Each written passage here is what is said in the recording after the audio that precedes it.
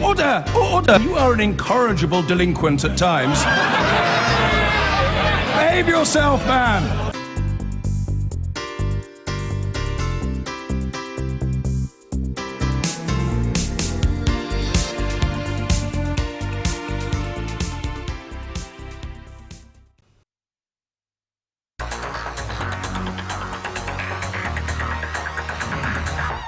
The controversy continues over Labour mayoral candidate Sadiq Khan's promise to freeze transport fares for 4 years.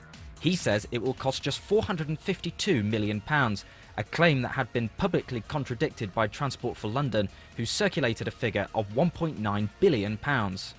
This week, however, Transport for London Commissioner Mike Brown publicly confirmed that the cost would be less, as their figure was based on a 5-year period, not the 4-year length of a mayoral term.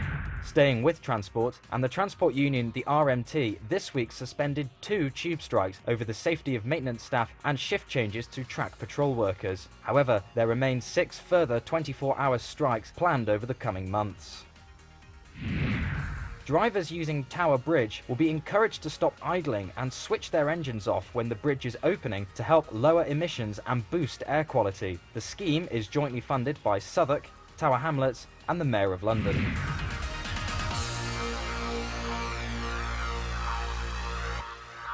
There we go, he gets another mention there, right there. Keir Starmer, are Sadiq Khan's plans for a fare freeze, are these reasonable? Are they going to deny TfL much needed income?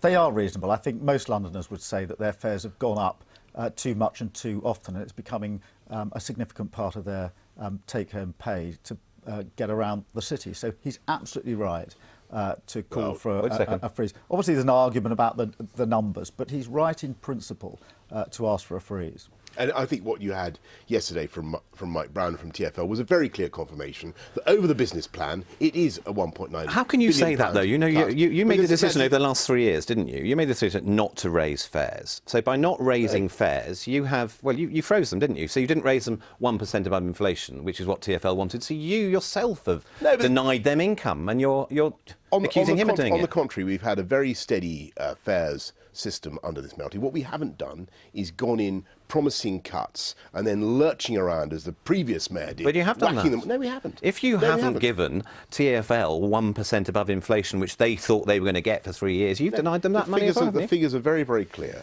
If you go ahead with what the Labour candidate is promising in classic Livingstonian form, and by the way, he has yet to rule out that he's going to bring back. He has ruled out. He has ruled out. Okay. He has ruled out. Tanya, let me bring Tanya in. He's ruled that out. He is offering a fares cut Tanya, that will be briefly. Unaffordable for London and will lead to us having to cut stuff that is a massive People coming in from benefit. Twickenham will not want to be paying huge 1% above inflation fares. But what people in Twickenham need, and I very much hope TfL take over our services, because what we need is more regular services. Now, that has been one of the legacies, I believe, Boris.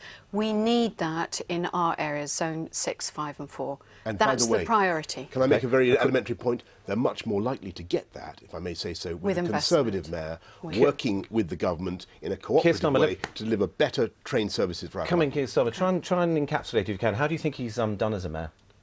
Well, I think Boris is Boris. He's a one-off. But we've already touched on the major issue, which is housing, and housing for the people in my constituency, many constituencies who simply don't have houses they can actually afford housing. But there's another side. It's very difficult to pin Boris down. I'm sure he won't mind me saying this. I want to give you this chance to end on this note. What would you accept this? A rocky start to your mayoralty, but then you got your head round it all, and you had a successful Olympics, and do you feel it transformed your political fortunes? Look, it's been the most, for you to ask you about me, yes, of course, it's a most absorbing, most demanding job that anybody can possibly imagine. I do devote myself full-time to it. I think it's the most fantastic. I cannot believe that Labour created the mayoralty in the knowledge that it could conceivably be won by a Conservative politician. It seems incredible to me, but it is the most wonderful Is it the only time it's going to happen? It's the most wonderful job in British politics. It's been an absolute privilege to do it.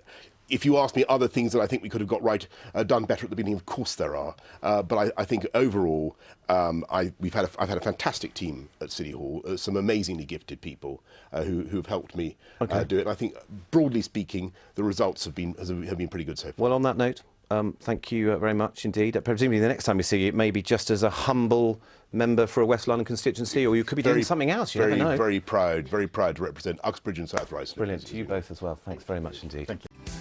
I've been getting away with it.